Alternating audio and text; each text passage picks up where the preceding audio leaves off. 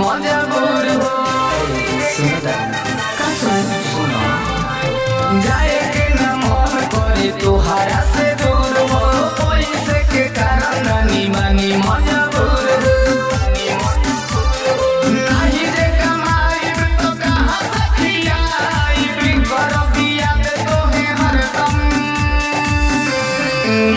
हेले जागो कति चंदन ए राजा जातारा तू तो नंदन।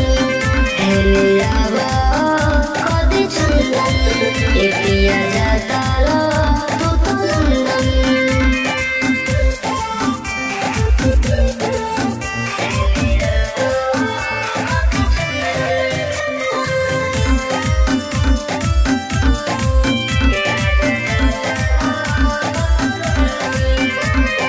चल जाइब बाहर तो कति कैसे रतिया याद आई